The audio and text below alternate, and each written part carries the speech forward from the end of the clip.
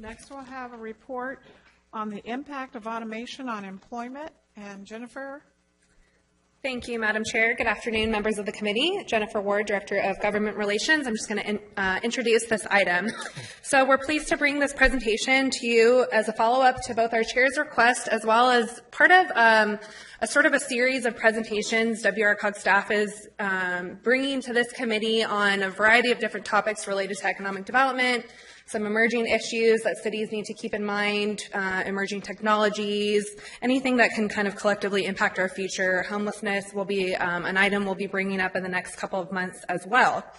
But today, I'm pleased to introduce two esteemed representatives from one of our local universities, the University of Redlands, who are going to provide a summary of their research on the impacts of automation, specifically to our region's economy in the context of the national scale. So we have two individuals here today from Redlands, and our speaker is going to be Dr. Moenius, from the University of Redlands Institute for Spatial Economic Analysis, and his colleague, Mr. Christian Stack, is also here. So with that, I'll turn it over to Dr. Moenius. Here you go.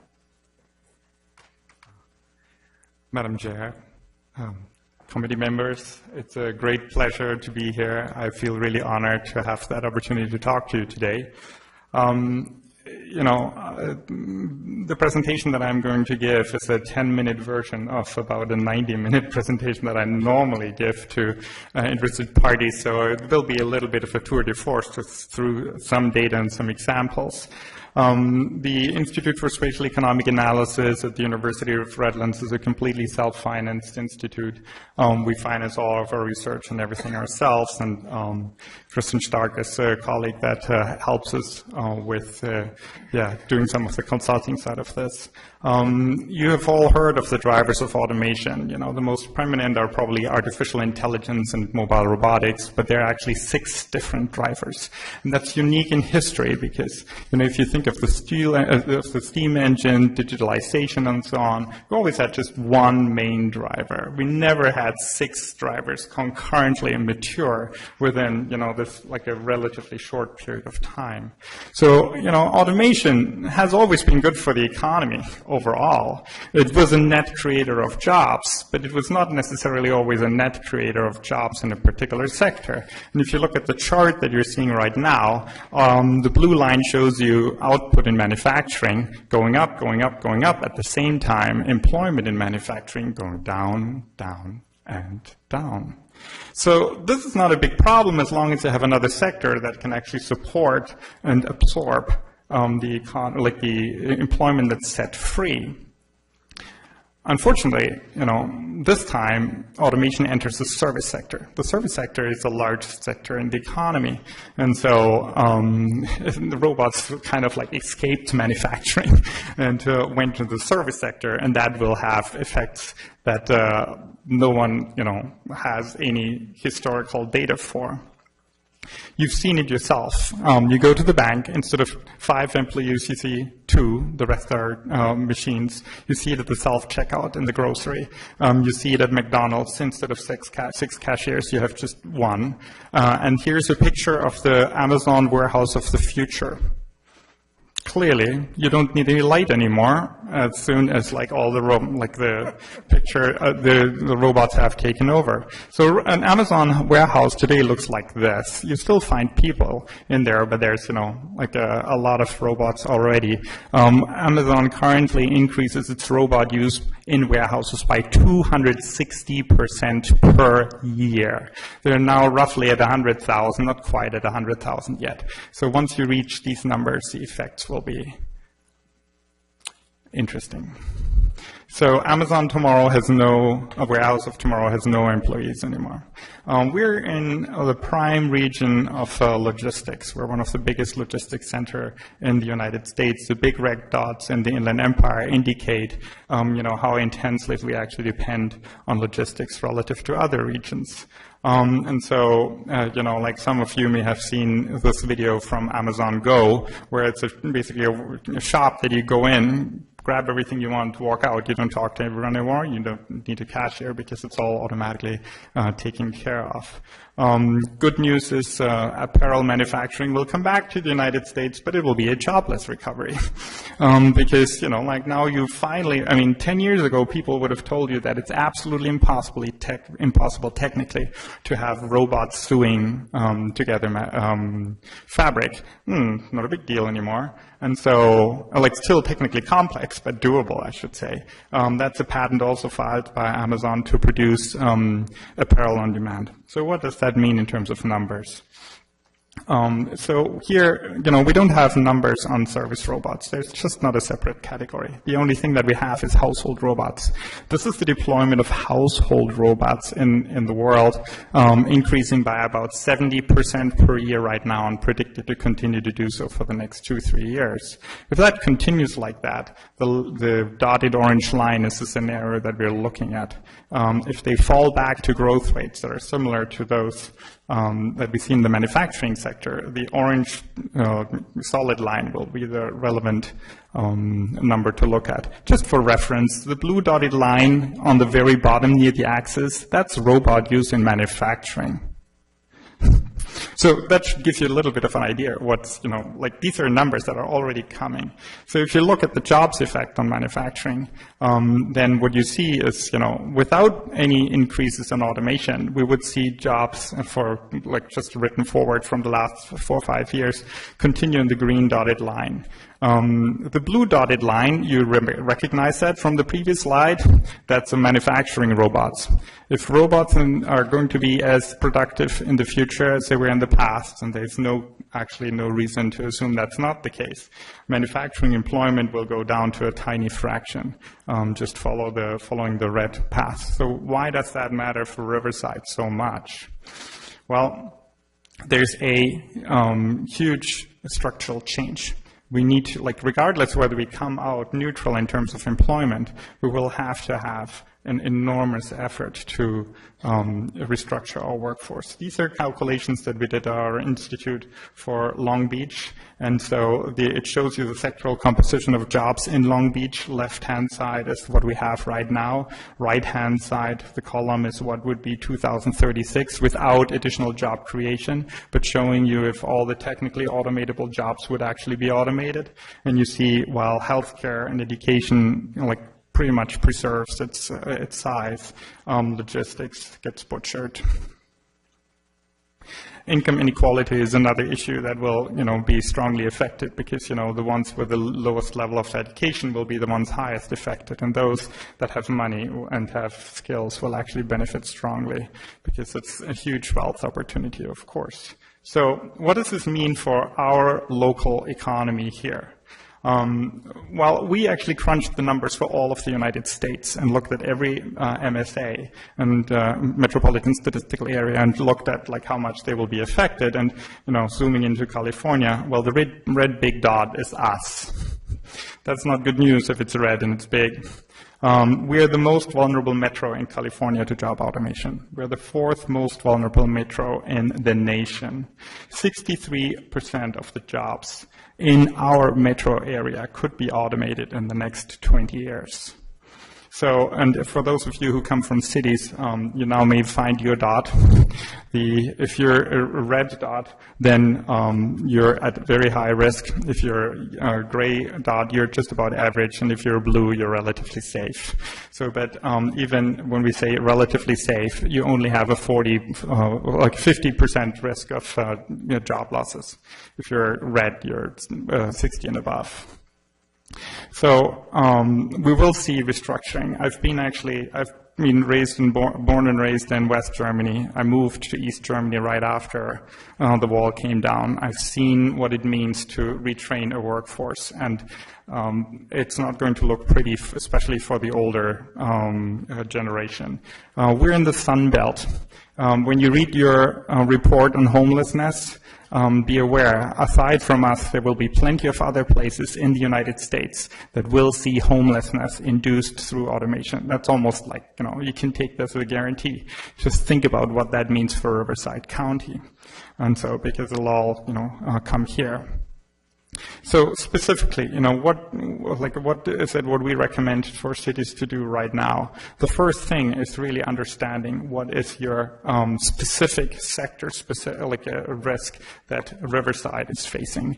Riverside is one of the 3 places in Southern California that actually has a unique opportunity, because only Riverside, Redlands, and Palm Springs have the potential for headquarter functions. All other places will not actually have that ability to develop that. So, the cities, only those 3, for those 3 cities, it's of paramount importance to really think about it right now, because when others start thinking about it, it may actually, you lose your competitive edge. So the first thing is evaluation risk by sector.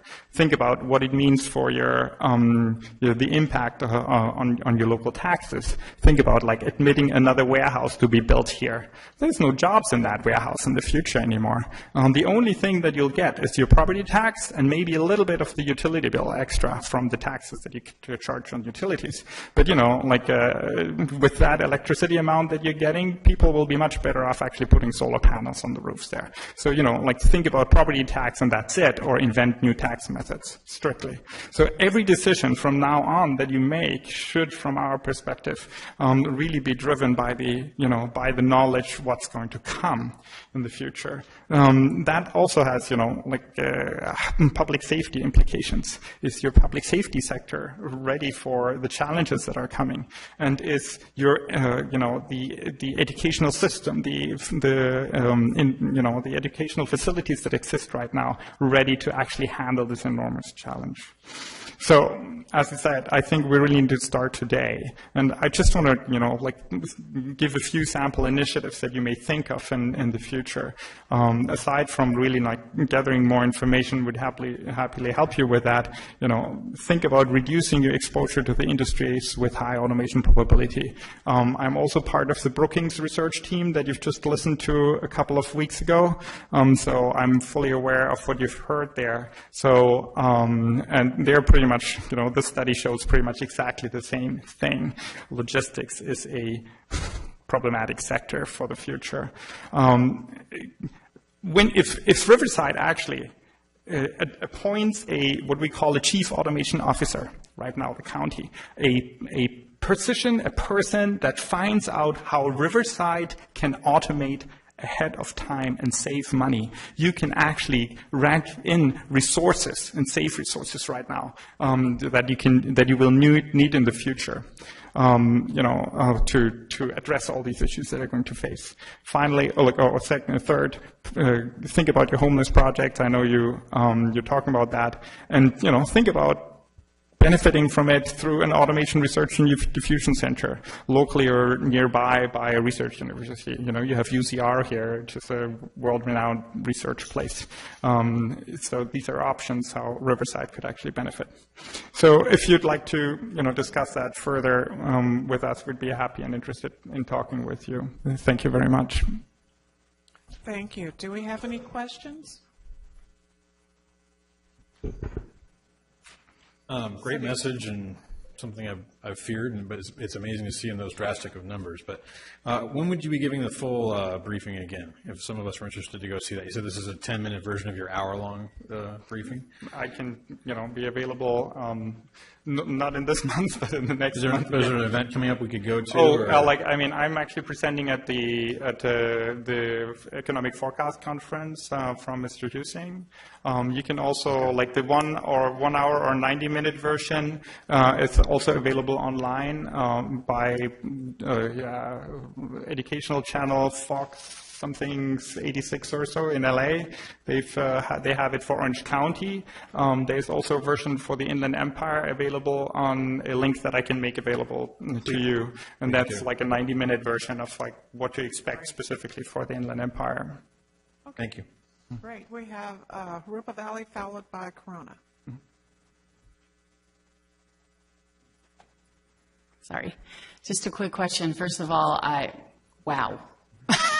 That was overwhelming, but something that we all needed to hear. So thank you very much. I was curious about what your projections are for the construction industry. So actually, I'm actually able to calculate those numbers for you, but I don't have them like right with me. But I can tell you actually exactly what the probabilities are and which jobs within within construction would be most affected. We do these studies. I just actually gave a presentation also to the wire industry 2 weeks ago in Palm Springs. So where they wanted to also know like how they'll be affected and how much, like specifically together with the 232 steel tariffs, how that's going to interplay. Okay, thank you. But we can do that, so like that's possible. But I would have to go back to my computer. Okay, all right, thank you so much. City of Corona? Thank you.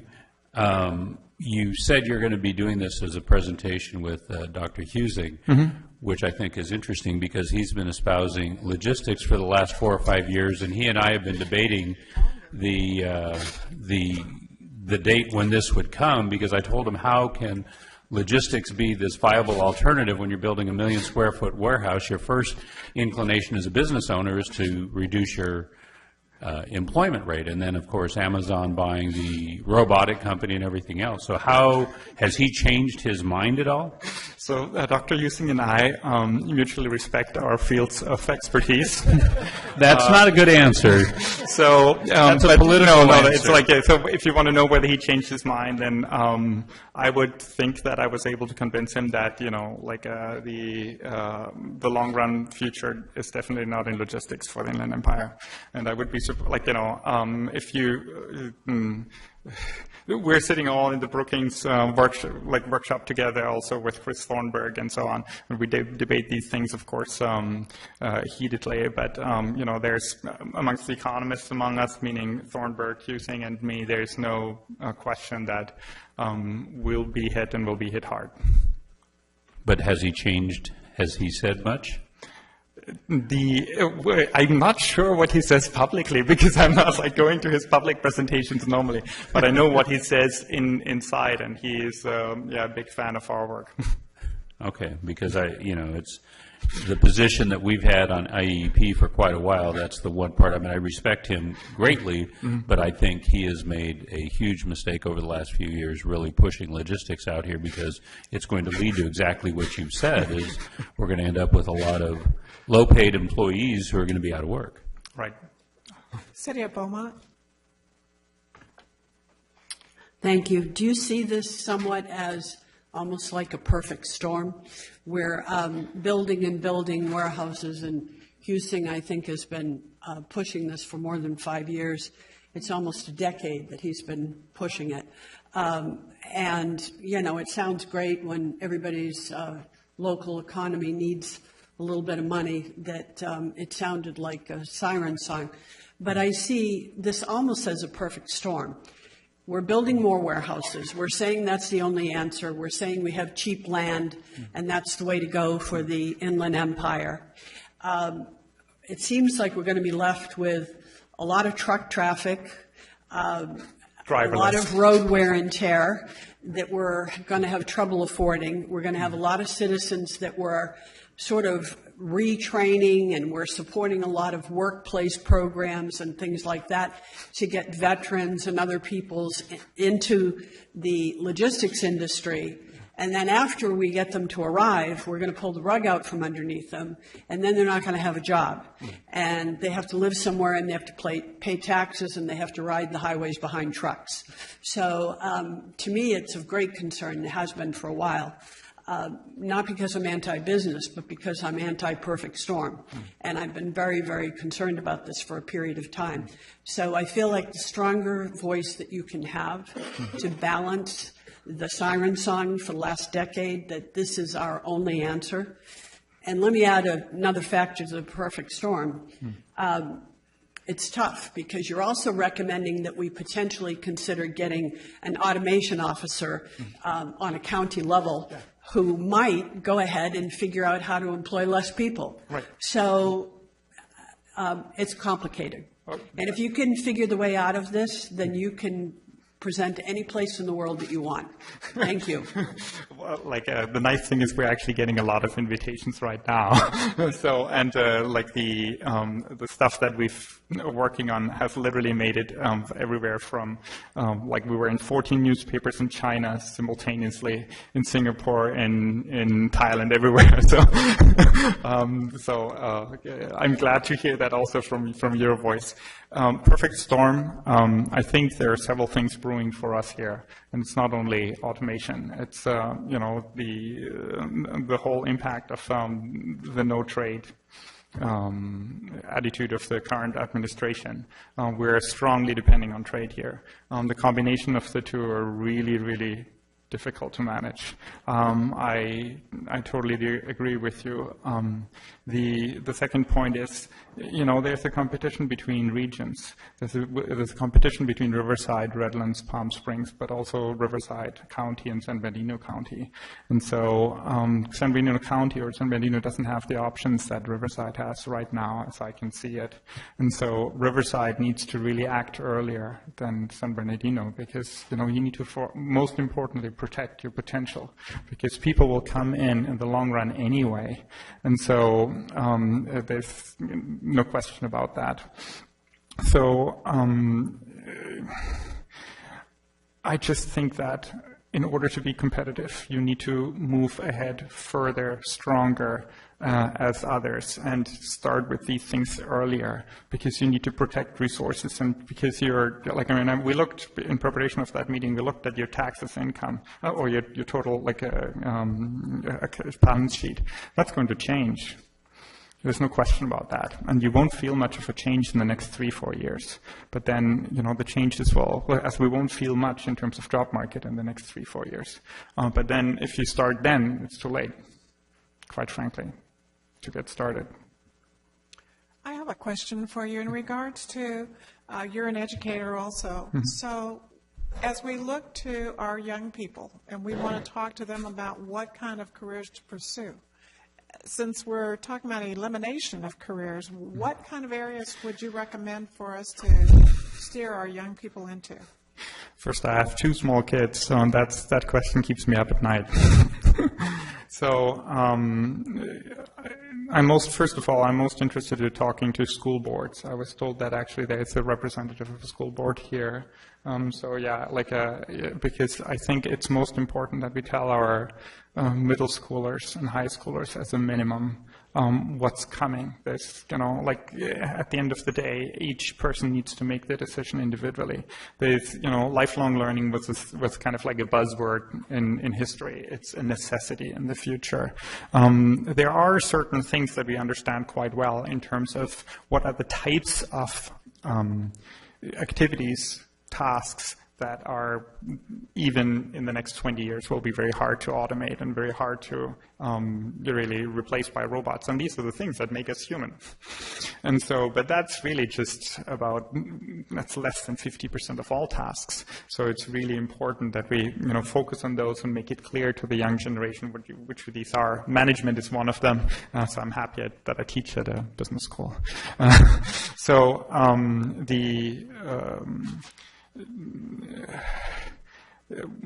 What I tell people is first, learn how to learn. Second, know how to think critically. Third, be aware that communication is one of the most basic skills of resolving problems. Most money gets still lost by bad communication and making mistakes by, in terms of communication, developing an expertise that is computer aided but not computer replaceable, and forgetting about all the automatable tasks. One last point to that is really a really, really major issue that we're going to face here is that entry-level career pathways are going to be evaporated. So, I've seen lots of college kids going out of college and I go to Big Bear and I'll be a lift operator for a while and enjoy life, and then I see what I do next.